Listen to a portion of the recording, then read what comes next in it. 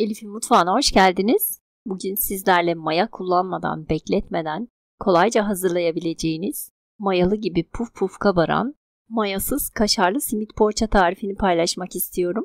Yoğurma kabına 2 adet yumurtayı alalım. Üzerine 2 su bardağı ılık süt,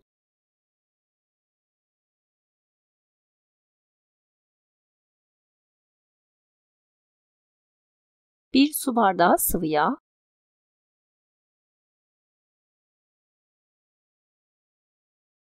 1 tatlı kaşığı kadar tuz ve 1 yemek kaşığı şeker ekleyip karıştıralım.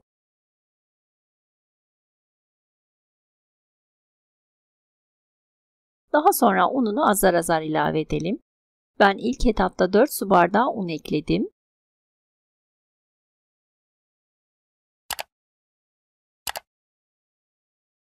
Üzerine 2 paket kabartma tozu ekleyelim.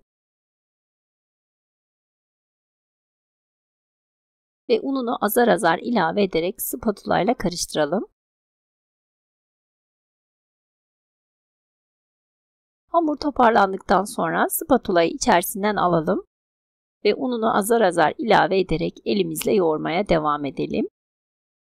Ele yapışmayan yumuşak kıvamda bir hamur olması gerekli. Ben toplamda 7 su bardağından 2 parmak eksik un kullandım. Sizler de lütfen kontrollü bir şekilde ekleyin. Hafifçe ele yapışan bir hamur olabilir ama koyu kıvamlı bir hamur olmasın. Yoksa poğaçanız sert olacaktır. Düz bir tabağın içerisine yarım su bardağı kadar kavrulmuş susamı alalım. Ve ayrı bir tabağın içerisine 2 yemek kaşığı pekmez ekleyip üzerine yarım çay bardağı kadar su ekleyip pekmezi biraz açalım. Ve 100-150 gram kadar küp küp doğranmış kaşar peyniri kullandım. Hamurdan, cevizden biraz büyük parçalar kopartarak videoda gördüğünüz gibi parmaklarımızla üzerine bastırarak açalım. Üzerine kaşar peyniri yerleştirip sıkıca kapatalım.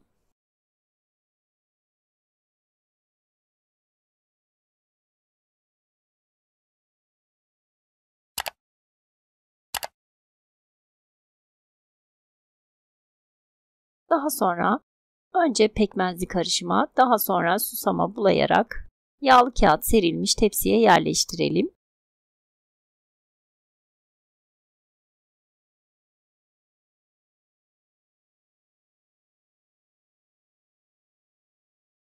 Ben kaşar peyniri kullandım ama sizler isterseniz farklı iç harçları da kullanabilirsiniz. Tulum peyniri çeşitleri kullanabilirsiniz. Bence tulum peyniri de poğaçalara çok yakışıyor.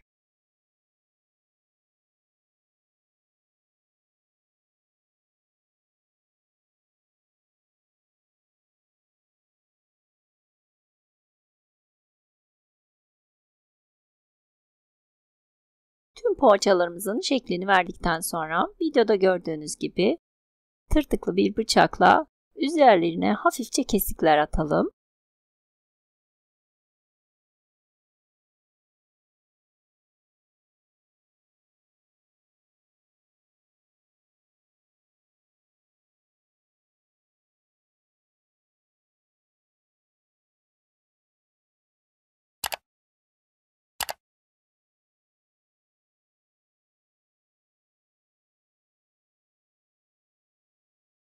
Daha sonra hiç bekletmeden 175 derecelik ısınmış fırında üzeri kızarana kadar pişmeye bırakalım.